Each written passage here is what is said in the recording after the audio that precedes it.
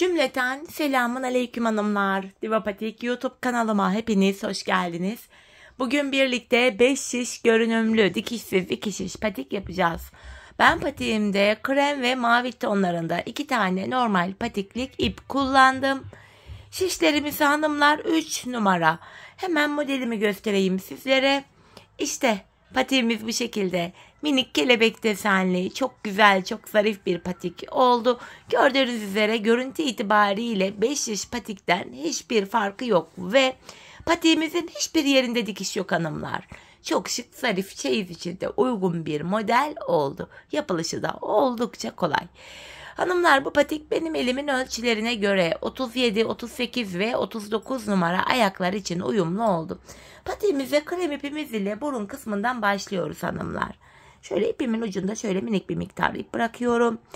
12 ilmek atarak başlıyorum. Birinci ilmeğim 2, 3, 4, 5, 6, 7, 8, 9, 10, 11 ve 12.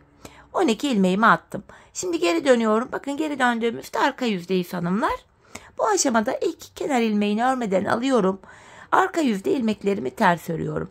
Patiğimizde ön yüzde düz, arka yüzde de ters örgü uygulaması yapıyoruz.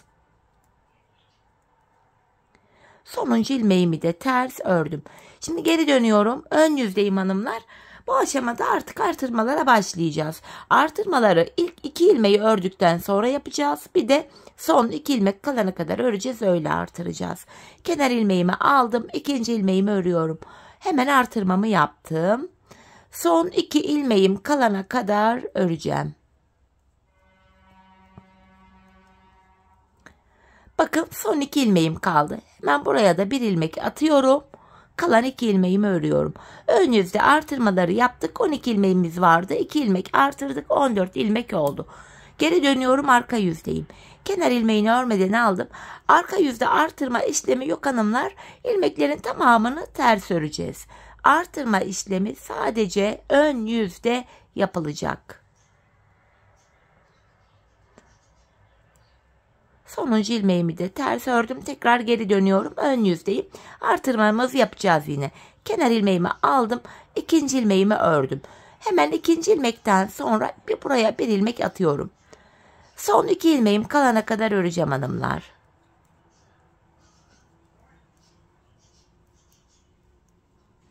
Bakın, son 2 ilmeğim kaldı. Hemen buraya da artırmamı yapıyorum. Kalan 2 ilmeğimi örüyorum. Böylece 16 ilmeğimiz oldu. Şimdi geri dönüyorum, arka yüzdeyim. Yine arka yüzde ilmeklerimizin tamamını ters olarak öreceğiz.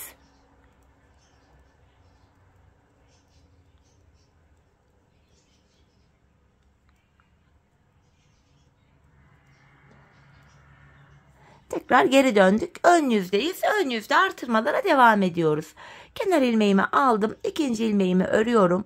Hemen artırmamı yaptım. Son 2 ilmeğim kalana kadar öreceğim. Artırma işlemini gördüğünüz üzere hanımlar, ön yüzde yapıyoruz. İlk 2 ilmeği örünce ilmek atıyoruz, yani artırıyoruz. Bir de son 2 ilmek kalana kadar örüyoruz. Bu şekilde yine 1 adet ilmek atıyoruz. Kalan 2 ilmeği de normal düz örüyoruz. Böylece 18 ilmeğimiz oldu. Şimdi geri döneceğiz. Arka yüzde ilmekleri ters olarak öreceğiz. Ön yüzde yine artırmalara devam edeceğiz. Biz bu artırma işlemini hanımlar şişimizde 28 ilmeğimiz olana kadar devam edeceğiz. Şimdi hep birlikte şişimizde 28 ilmeğimiz olana kadar artırmalarımızı yapalım, gelelim. Ardından birlikte minik kelebeklerimizi kuralım. Evet hanımlar, ben 28 ilmeğim olana kadar artırmalarımı yaptım. Arka yüzde de 28 ilmeğimi ters ördüm. Şimdi tekrar ön yüzdeyim. Bu minik kelebek desenimize başlayacağız. Şöyle mavi ipimi de yanıma hazırladım. Öncelikle ilk ilmeğimi örmeden aldım. İkinci ve üçüncü ilmeğimi örüyorum. Düz olarak ördüm. Şimdi mavi ipimi kremime bağlayacağım. Şöyle ipimi yaklaştırıyorum, mavi ipimi. Yapacağımız işlem şu hanımlar. Bu aşamada şöyle mavi ipimi öne doğru alıyorum. Bu şekilde Mavi ipimi öne aldım. Şimdi 3 ilmek öreceğim. 1, 2, 3. Ardından şu ilmek arasından geçirip maviyi arkaya alıyorum. Bakın ilk desenimizi 3 ilmek üzerine kurduk. Modelimizin aralarında yani şuralarda ikişer ilmek var. Şimdi 2 ilmeğimi öreceğim. 1, 2. Tekrardan ikinci modelim için ilmek arasından şöyle geçirerek mavimi öne alıyorum. Yine 3 ilmek öreceğim. 1, 2, 3. Tekrar mavimi şöyle arkaya aldım. Bakın aradan geçirerek araya yine 2 ilmek örüyorum. İkinci desenimizi yaptık. Toplam 5 desenimiz olacak. Tekrardan mavimi öne alıyorum. 3 ilmek düz örüyorum. Mavimi arkaya aldım. Araya 2 ilmek düz ördüm. Bakın 3 model tamamlandı. Dördüncüyü yapıyorum. Mavi ipimi öne aldım. 3 ilmek örüyorum. Mavimi arkaya doğru aldım. 2 ilmek örüyorum. Tekrar mavimi öne doğru aldım. 5. modelimi yapacağım. Sonuncu modelimi. 3 ilmek krem ipimle örüyorum. Maviyi arkaya doğru aldım. Kalan 2 ilmeğimi düz örüyorum. Modelimizin birinci sırası ön yüzde böyleydi hanımlar. İlk sırayı yaptık. Modelimiz hanımlar toplamda 3 sıradan oluşuyor. Şimdi ilk sırasını ön yüzde kurmuş olduk. Şimdi geri dönüyorum hanımlar. Arka yüzdeyim. Kenar ilmeğimi örmeden aldım. Yanındaki ikinci ilmeğimi ters ördüm. Bu defa bakın mavi ipim arka yüzdeydi. Şöyle öne doğru alıyorum. 3 ilmeğimi ters örüyorum. Tekrar maviyi kendime doğru aldım. Bu defa 2 ilmek ters öreceğim. Şöyle bakın hanımlar ön yüzde 3 ilmek üzerinde yine mavi ipimizi bırakmış olduk. Şimdi devam ediyorum. Yine şöyle maviyi öne doğru aldım. 3 ilmek ters örüyorum. Maviyi tekrar arka yüze yani kendime doğru aldım. 2 ilmek tersimi örüyorum. Yeniden maviyi öne doğru aldım. 3 ilmek ters örüyorum. Tekrar maviyi kendime doğru aldım. Buraya 2 ilmek ters örüyorum. Ön yüzde hanımlar görüntümüz şöyle. Görüntü bu ön yüzde. Yeniden maviyi öne doğru aldım. 3 ilmek ters örüyorum. Mavi ipimi kendime doğru alıyorum. 2 ilmek ters örüyorum. Maviyi öne doğru aldım. 3 ilmek ters ördüm. Maviyi kendime doğru alıyorum. 3 ilmek ters örüyorum. Arka yüzde modelin ikinci sırasını yaptık. Şimdi modelimizde ön yüzde 3. sıradayız hanımlar. Görüntümüz şimdilik bu şekilde. Bu sırada buradaki iplerimizi artık toplayacağız hanımlar. Yapacağımız işlem şu. Mavi ipimizi kullanmayacağız. Mavimiz beklesin burada. İlk ilmeğimi aldım. İkinci ve üçüncü ilmeğimi ördüm. Bu desenimizi bakın 3 ilmek üzerine kurmuştuk. Bu ortadaki ilmeği örerken toplama yapacağız. Bu 3 ilmeğimin ilkini düz olarak örüyorum. Ardından şöyle bu 2 tane mavi ipin altından şişimi çıkarıyorum. Şu ortadaki kremime ulaştım. Bu kremimi şöyle bakın örüyorum. Örüyorum ama ilmeğimi sol şişimden bırakmadım. Ardından bu içeriden çıkarttığım ilmeği 2 tane ipin üzerinden şöyle çıkartıyorum. Şişime taktım. Bu ilmeğimi ve alttan geçirdiğim ilmek ikisini birlikte örüyorum. Bakın ilk modelimizi yaptık hanımlar. Şimdi ikinci modeli yapacağız. Arada 4 ilmek var. 1, 2, 3, 4. Yine bakın ortadaki ilmeğime geldim. Alttan girerek şu ortadaki ilmeğime ulaşıyorum. Bunu böyle ördüm. Bakın ilmeği sol şişimden bırakmadım. İçinden çıkarttığım ilmeği şöyle 2 mavi ipin altından çıkartarak üste getiriyorum. Sonra bu 2 ilmeği birlikte örüyorum. Şimdi hanımlar arada yine 4 ilmeğimiz var. 1, 2, 3, 4. Üçüncü modelimi yapacağım. Yine alttan girerek bakın şu ortadaki ilmeğimi örüyorum. Yine bakın bu ilmeği bırakmadım sol şişimden. İçinden çıkarttığım ilmeği mavi iplerin altından geçirerek şöyle üste getirdim. Ardından bu ilmek ile şişimde kalan ilmeği ikisini bir örüyorum.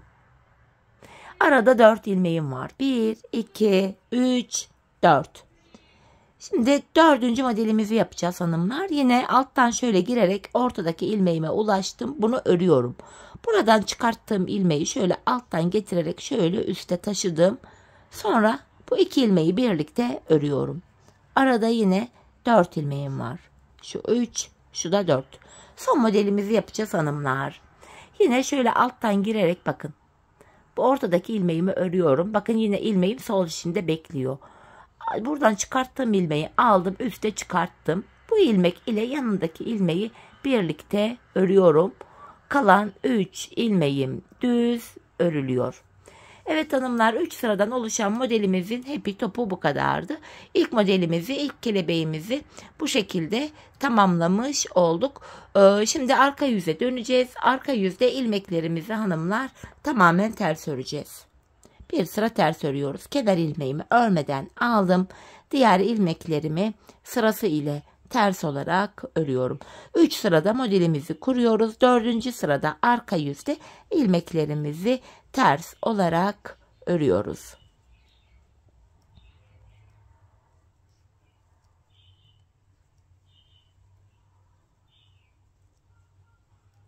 Sonuncu ilmeğimi de ters ördüm.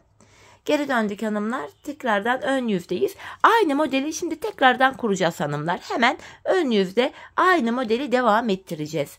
Öncelikle yine ilk modelde yaptığımız işlemin aynısını yapacağız. Kenar ilmeğimi aldım. 2. ve 3. ilmeğimi örüyorum. Ardından mavi ipimi şöyle öne doğru getirdim aradan geçirerek. 3 ilmek örüyorum. Maviyi aradan çıkartıp arkada bıraktım. Araya 2 ilmeğimi ördüm.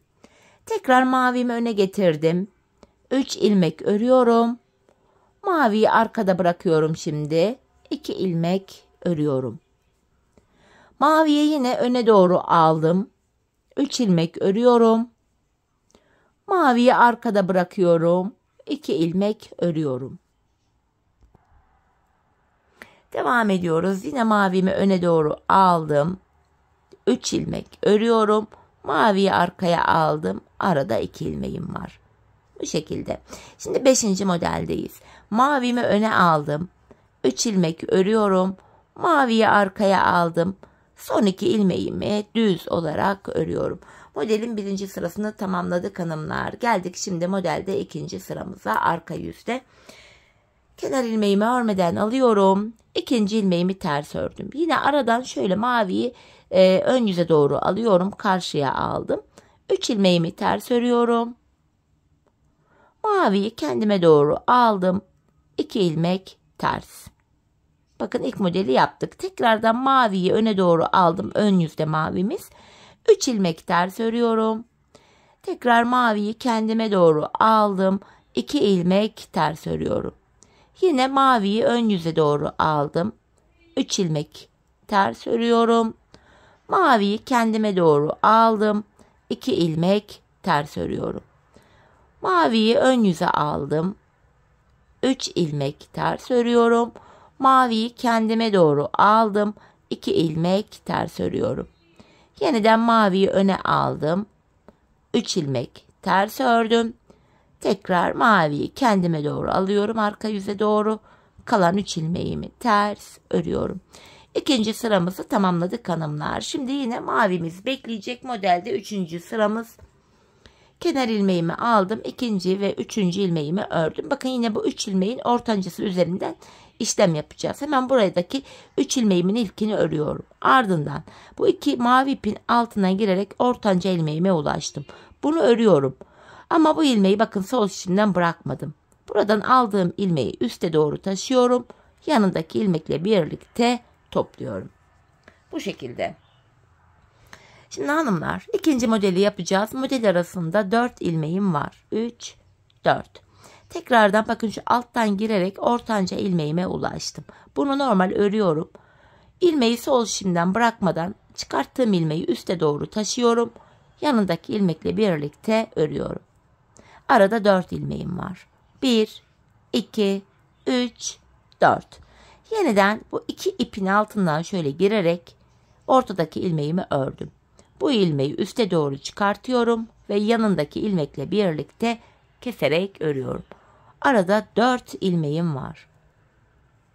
4. modelimi yapacağım. Alttan girerek şu ortanca ilmeğe ulaştım. Bunu örüyorum. ilmeğimi 2 ipin altından şöyle taşıyarak üste çıkarttım. Yanındaki ilmekle birlikte keserek ördüm. Arada 4 ilmeğim var. 5. modelimi yapacağım. Alttan girerek ortanca ilmeğime ulaştım. Bunu örüyorum. Bu ilmeği üste çıkarttım. Yanındaki ilmekle birlikte keserek örüyorum. Kalan 3 ilmeğim düz örülüyor. 2. modelimizi de hanımlar böylece tamamlamış olduk. İlk 2 modelimizi yaptık. Şimdi yapacağımız işlem şu. Modelde artık arka yüzde ilmeklerimizin tamamını ters olarak öreceğiz. Ön yüzde tekrar 3. kelebek modeline başlayacağız. Modelimizin hepi topu bu kadar hanımlar. Gördüğünüz gibi gayet kolay, örmesi zevkli bir patik oldu.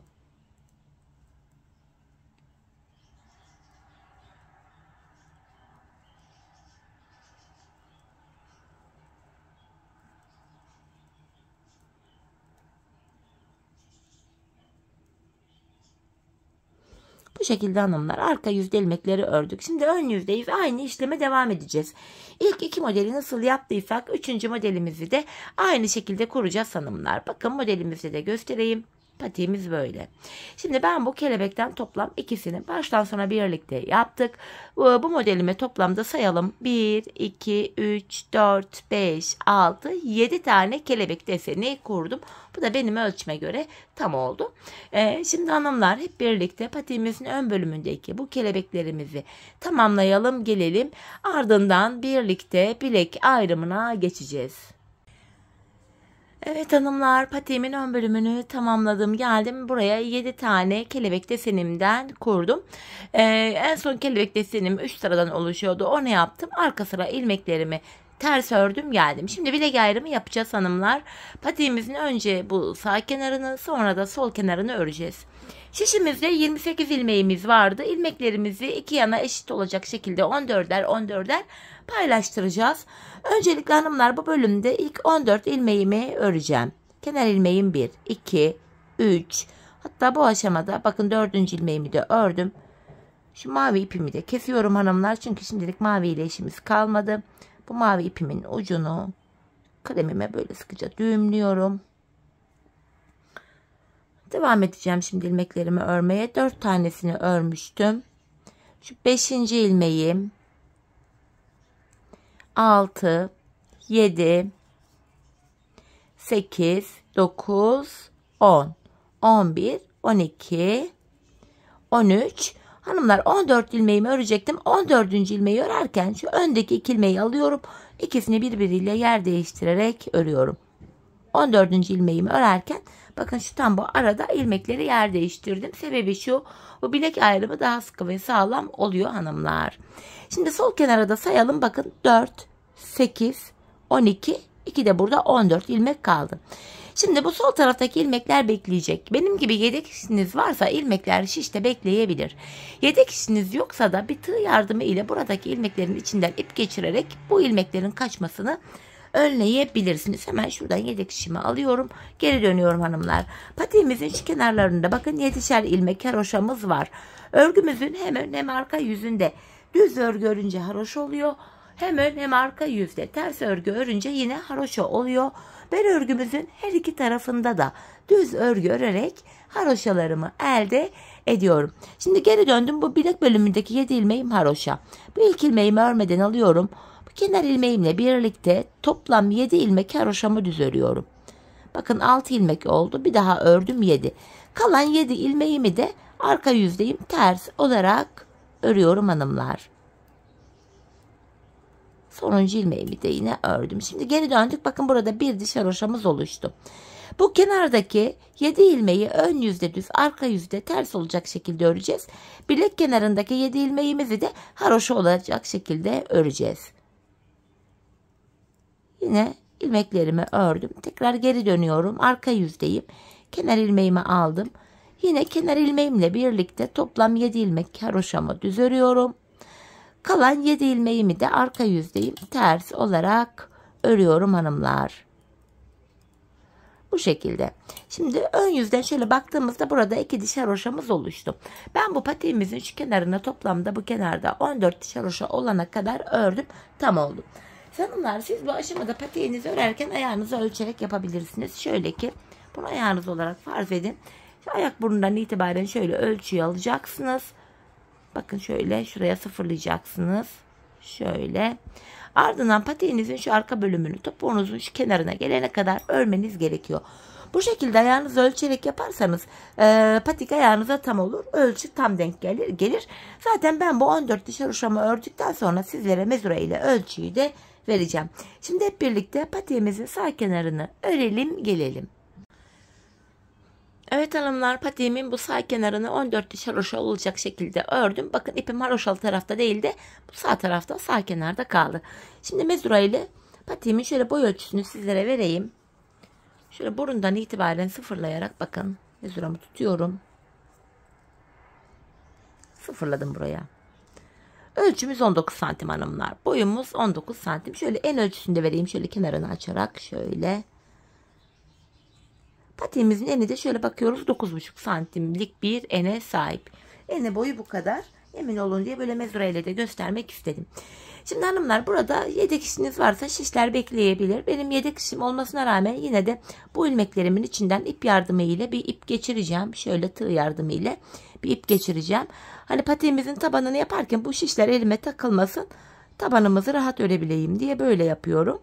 Sonrasında bu iplerimizi topuk bölümüne geldiğimizde bu şişlerimizi ilmeklerimizi topuk bölümüne geldiğinde yeniden şişimizi alıp kullanacağız. Buraya şöyle bir tane bir ip geçirdim hanımlar. Şöyle ipimin ucunu bağlıyorum. Ben şöyle bir keseyim. Diğer taraf için de ipe ihtiyacım olacak. Diğerini kullanırım. Şimdi sağ kenarımız bitti. Hemen krem ipimi kenarda küçük bir miktar bırakıp şöyle kesiyorum. Sol kenara yapacağız hanımlar. Sağ kenarı nasıl yaptıysak sol kenarı da aynı şekilde yapacağız. Bilek bölümünden başlayarak ilmeklerimi öreceğim hanımlar. İpimi ekleyeceğim. Yine burada da bilek bölümünde hemen bu ilk 7 ilmeğimiz haroş olacak. İlk 7 haroşa ilmeğimi düz öreceğim.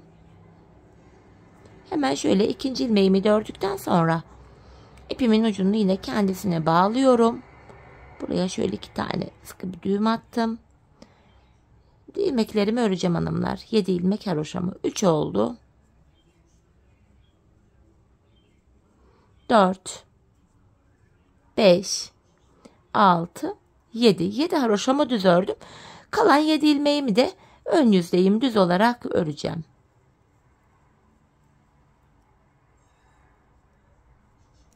Şimdi geri dönüyorum, arka yüzdeyim. Arka yüzde ilk 7 ilmeğimi ters öreceğim. Son 7 ilmeğimi de haroş olduğu için yine düz olarak öreceğim. Bakın 7 ilmek haroşamı ters ördüm. 7 ilmek kenardaki 7 ilmeğimi ters ördüm. Son 7 ilmek haroşamı da düz olarak örüyorum.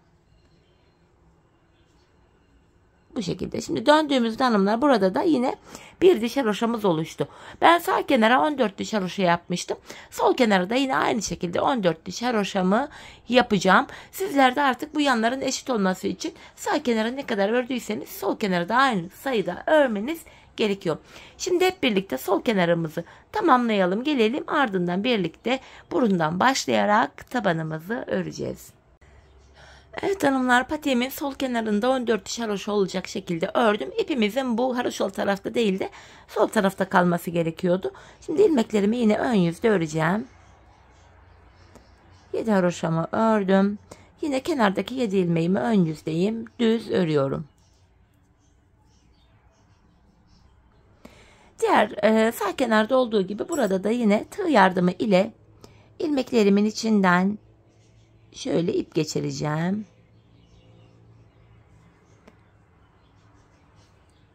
Dediğim gibi bu ilmekler sonrasında patiğimizin topuğunu yaparken kullanılacak. Şimdilik bekleyecek bu ipte. Ben ipimin ucunu da şöyle bağlıyorum hanımlar. Açılmasın, ilmekler kaçmasın diye. Krem ipimi kesiyorum artık.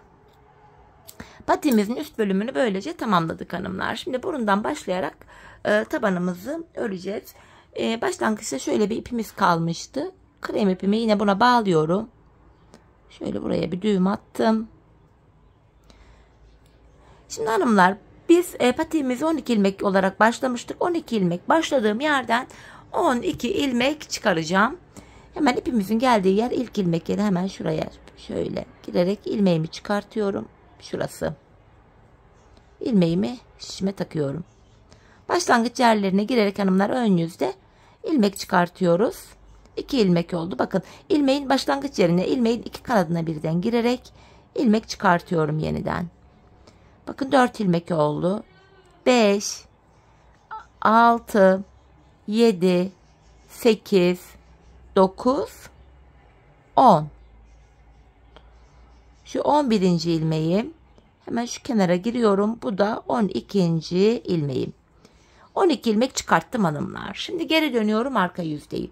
Yine taban bölümünde de ön yüzde düz, arka yüzde ters öreceğiz ilmeklerimizi. Kenar ilmeğimi örmeden alıyorum. Diğer ilmeklerimi sırasıyla arka yüzdeyim ters olarak örüyorum.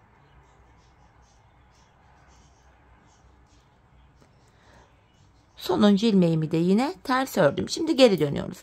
Hanımlar artık bu aşamada hem patiğimizin tabanı üst bölüme eklenecek hem de ilmek sayılarımız artacak. Bunu da şöyle yapacağız. Bakın kenar ilmek yerleri var buralarda görünen V şeklinde. Şuralarda. Hemen burada bakın ilk kenar ilmek yerim şurada. Şurası. İlmeğin 2 kanadına birden girerek ilmeğimi çıkarttım. Bu ilmek çıkartma işlemini hem sağ hem sol kenarda yapıyoruz. İlk ilmeğimizi ön yüzde sağ kenardan, ikinci ilmeğimizi de sol kenardan yapıyoruz. Kenar ilmek çıkarttım. Şimdi 12 ilmeğim vardı. Bir ilmek de buradan çıkarttım, 13 oldu. Şimdi ön yüzdeyim. İlmeklerimi sıra sonuna kadar düz olarak örüyorum.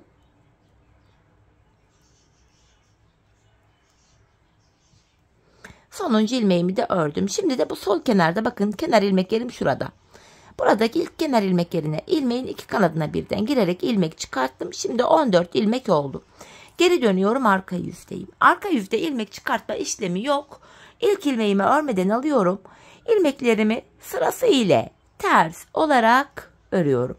İlmek çıkartma işlemini sadece ön yüzde yapıyoruz. Önce sağ kenardan, sonra da sol kenardan ilmek çıkartıyoruz. Sonuncu ilmeğimi de ters ördüm, geri dönüyorum. Bir sonraki kenar ilmek yerine gireceğim. Aynı yere tekrar girmiyoruz ya da bir tane kenar ilmek yere atlayıp ötekine geçmiyoruz. Bir sırayla kenar ilmek yerlerine giriyoruz. Bakın bir sonraki kenar ilmek yerine şöyle girerek ilmek çıkarttım. Şimdi de 15 ilmeğimiz oldu. İlmeklerimi düz olarak öreceğim.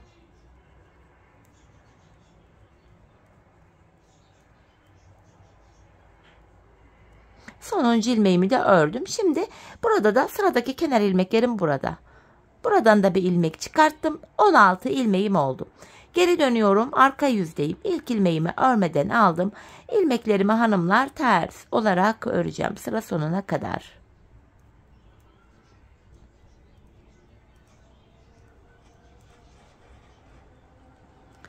Sonuncu ilmeğimi de ters ördüm. Tekrar ön yüzdeyiz. İşleme devam ediyoruz yine aynı şekilde. Bakın bir sonraki kenar ilmek yerine girdim. Buradan da bir ilmek çıkarttım. Şimdi de 17 ilmeğimiz oldu. Diğer ilmeklerimi ön yüzde olduğum için sıra sonuna kadar düz olarak öreceğim. Sonuncu ilmeğimi de ördüm. Ve sıradaki kenar ilmeklerim hemen burada bakın görünüyor. Buraya girerek buradan da bir ilmek çıkarttım. Şimdi de 18 ilmeğimiz oldu. İlmek sayıları her defasında ikişer ikişer artıyor hanımlar. Biz bu işleme şişimizde toplam 28 ilmeğimiz olana kadar devam edeceğiz. Çünkü patiğimizin üst bölümünü de 28 ilmek olarak yapmıştık. Şimdi hep birlikte şişimizde 28 ilmeğimiz olana kadar patiğimizin burun kısmını tamamlayalım, gelelim. Evet hanımlar, şişimde 28 ilmeğim olana kadar patiğimin burun kısmını ördüm geldim. Şöyle baktığımızda bakın kenarlarına 5 şiş patik burnundan hiçbir farkı yok. 27. ilmeğimizi sağ kenardan, 28. sonuncu ilmeğimizi de sol kenardan çıkarttım. Artık tabanımız 28 ilmek olarak örülecek. Şimdi geri dönüyorum, arka yüzdeyim. Bu aşamada yine ilk ilmeğimi örmeden alıyorum. Diğer ilmeklerimi sırasıyla ters olarak öreceğim. Hanımlar son 2 ilmeğimiz kalana kadar ilmeklerimizi ters olarak öreceğiz.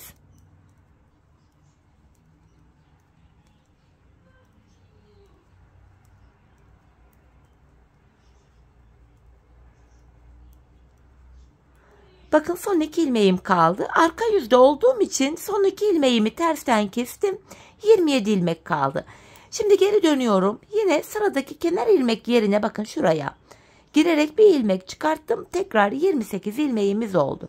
Şimdi ön yüzdeyim. İlmeklerimi düz olarak öreceğim. Son 2 ilmeğim kalana kadar bu şekilde devam edeceğim hanımlar.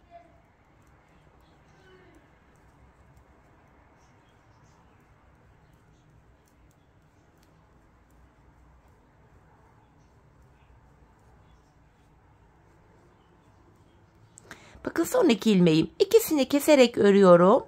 Ve sıradaki kenar ilmek yerine girerek ilmek çıkartıyorum. Tekrar 28 ilmeğimiz oldu. Geri dönüyorum, arka yüzdeyim. Yine ilk ilmeğimi örmeden aldım. Tekrar son 2 ilmeğim kalana kadar öreceğim. Hanımlar, patiğimizin taban bölümünde artık son 2 ilmek kalana kadar öreceğiz.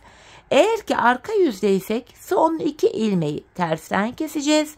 Ön yüzdeysek de son 2 ilmeği düzden keseceğiz ve sıradaki kenar ilmek yerinden ilmek çıkaracağız. Bakın son 2 ilmeğim kaldı. Son ikisini tersten keserek örüyorum. Geri döndüm ve sıradaki kenar ilmek yerim burada. Buraya girerek bir ilmek çıkartıyorum. Şimdi tekrar ön yüzdeyim. Yeniden hanımlar son 2 ilmeğim kalana kadar öreceğim. Ön yüzde olduğum için bu defa son 2 ilmeğimi düzden keseceğim ve sıradaki kenar ilmek yerinden ilmeğimi çıkaracağım.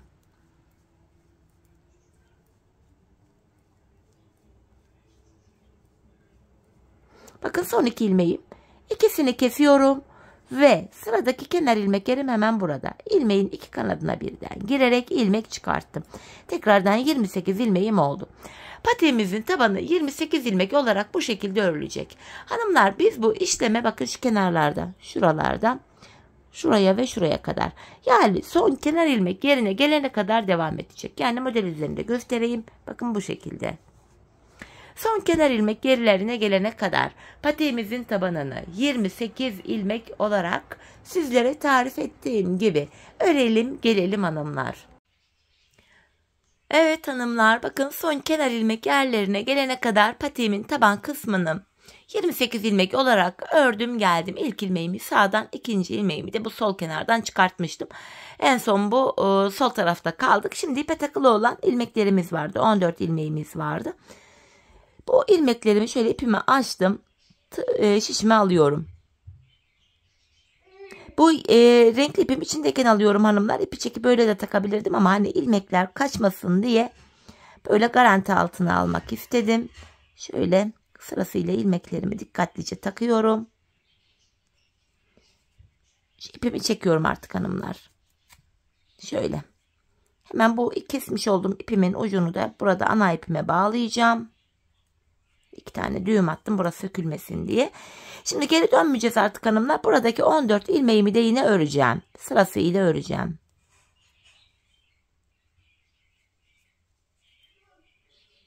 Bu şekilde ipimin ucunda gizleyerek götürdüm. Hanımlar, burada kenarda 7 haroşamız vardı. Haroşalarımız yine haroşa olarak örülecek. Sonuncu ilmeğimi de yine ördüm. Şimdi geri dönüyorum hanımlar. Arka yüzdeyiz. Bu aşamada yine bu ilk 7 ilmeğim haroşa. Yine haroşalarımı düz öreceğim. 7 haroşamı düz örüyorum. Diğer ilmeklerimi de arka yüzde olduğum için sıra sonuna kadar ters olarak örüyorum.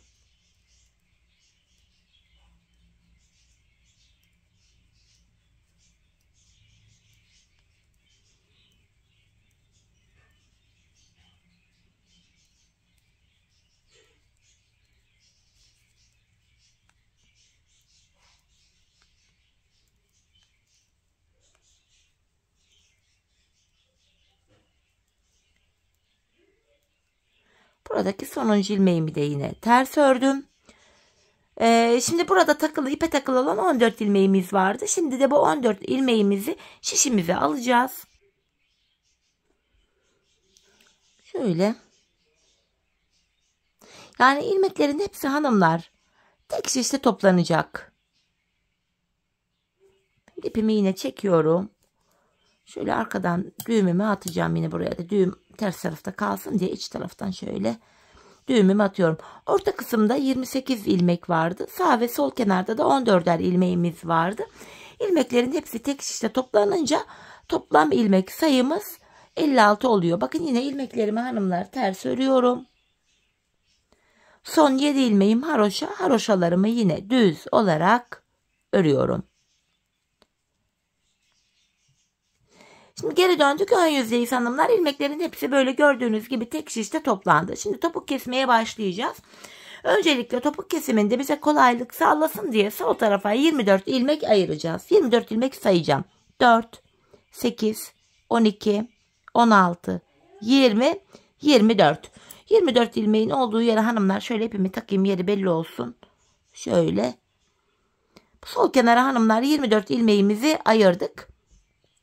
Şimdi birlikte topuğumuzu yapacağız. Bu topuk bölümünde kenardaki haroşalar yine haroşa olarak örülüyor. Öncelikle 7 haroşamı öreceğim. Şu 2, 3, 4, 5, 6, 7. Ön yüzdeyim. İlmeklerimi düz olarak ve sayarak örmeye devam edeceğim hanımlar. 7 haroşamı ördüm. Şu 8, 9, 10, 11, 12, 13, 14, 15.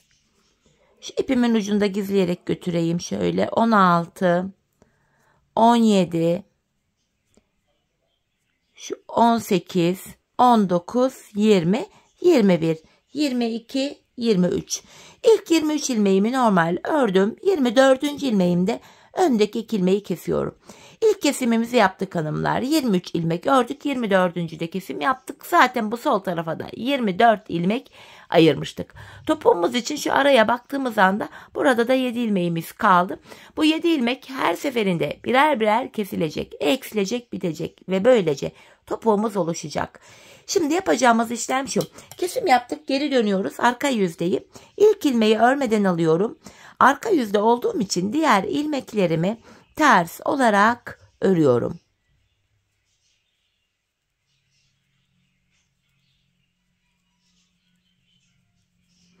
Son 7 haroşa ilmeğimi düz öreceğim hanımlar.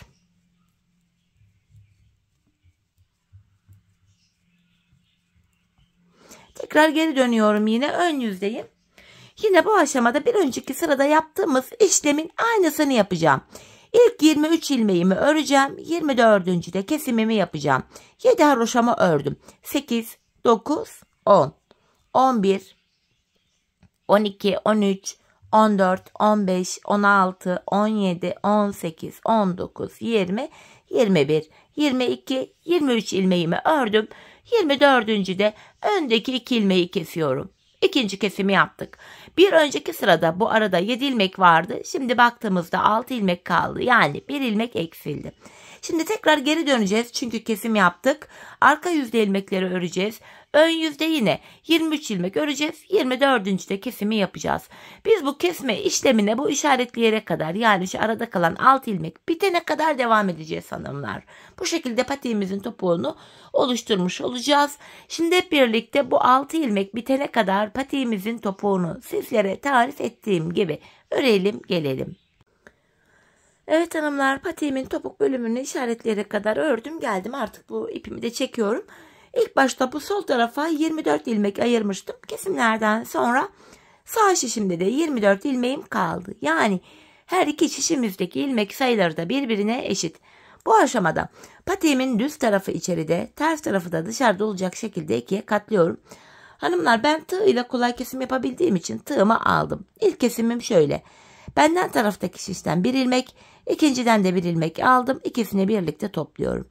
Diğer kesimlerim de şöyle oluyor. Benden taraftaki şişten bir ilmek, ikinci şişten de bir ilmek aldım. İkinci ilmeği ilkinin içinden geçirdim. Tığımdaki ilmekleri topluyorum. Benden taraftaki şişten bir ilmek, ikinciden de bir ilmek aldım. İkinci ilmeği ilkinin içinden geçirdim. Tığımdaki ilmeklerimi topluyorum.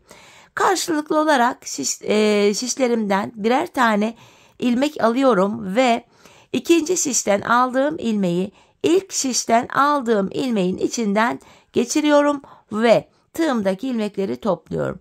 Gizli kesim olduğu için arkada izi bile belli olmuyor. 5 şiş patiklerimde kullandığım topuk kesim yöntemi bu. 2 şiş patiğimde de yine kullandım. Bu şekilde hanımlar, kesimi böyle yapıyoruz. Kalan ilmekleri de aynı şekilde keselim gelelim. Evet hanımlar, ilmeklerimi kestim. Şişlerimde bakın son birer ilmeğim kaldı. Bu aşamada önce benden taraftaki ilmeğimi, sonra ikinci şişimdeki ilmeğimi tığıma aldım. Tığımda 3 ilmeğim var. Üçünü birden topluyorum ve buraya 2 tane sıkı bir zincir çektim. İpimi kesiyorum. Patiğimizi bitirdik hanımlar. Hemen buraya şöyle ipimi gizleyeceğim. Patiğimi kenar oyası da yaptım. Böyle dileyen sade de kullanabilir. Fakat ben kenar oyası yapmak istedim. Şöyle bir güzel ucumuzu gizledik. Bakın hanımlar. Topuğumuz şöyle. 5 şiş patiklerimde uyguladığım yöntem gayet güzel, şık, temiz duruyor. Bu şekilde dediğim gibi kenar oyam var. Dileyen yapabilir, dileyen sade de kullanabilir. Yapmak isteyenler için de kenar oyamın yapılışını hemen sizlere göstereceğim. Tığımız ile yapacağız hanımlar. Şöyle renkli ipimi alıyorum. Önce buraya bir ilmek oluşturuyorum şöyle. Topuğu kestiğimiz yerden itibaren ilmeğimi öncelikle buraya sabitliyorum. Yapacağımız işlem şu hanımlar. Hemen sıradaki kenar ilmek yerine bakın, ilmeğin iki kanadına birden girerek böyle bir sık iğne oluşturuyorum. Kirpik oluşturabilmek için 3 tane zincir çektim. Sık iğnenin içine şöyle girerek kirpiğimi burada, 3 zincirimi burada topluyorum. Bakın bir kirpik oluştu. Hemen sıradaki kenar ilmek yerine girerek kirpiğimi sabitliyorum. Bakın ilki ne yaptık? Şimdi bir tane daha yapalım. Önce sıradaki kenar ilmek yerine girerek sık iğnemi oluşturdum. 3 zincir çekiyorum. Sık iğnenin içine batarak zincir ile bir kirpik oluşturuyorum ve sıradaki kenar ilmek yerine batarak kirpiğimi sabitliyorum. Önce sık iğne yapacağız şimdi yine. Üçüncüyü yapıyoruz. Bakın sık iğnemi yaptım. 3 zincir çekiyorum. Sık iğnenin içine batarak bir kirpik oluşturuyorum ve sıradaki kenar ilmek yerine batarak kirpiğimi sabitliyorum. Bir tane daha yapalım. Sık iğnemi yaptım. 3 zincir çekiyorum. Sık iğnenin içine batarak kirpik oluşturuyorum ve sıradaki kenar ilmek yerine batarak kirpiğimi sabitliyorum. Kenar oyamızı bu şekilde yapıyoruz. Sıkı yapmayalım hanımlar kenar oyamızı. Biraz gevşek yapalım. Hani patiğin boğaz kısmındaki esneklik bozulmasın, ayağımız rahat girsin diye. Bu şekilde hanımlar patiğimizin çevresini dolanacağız. İlk başladığımız yere kadar kenar oyamızı yapalım gelelim. Evet hanımlar, ilk başladığım yere kadar kenar oyamı yaptım. Geldim en son buraya bir tane zincir çekip artık ipimi kesiyorum. Kenar oyamızı da böylece tamamladık. Hemen arkada şu ilmek aralarından girerek ipimin ucunu gizliyorum.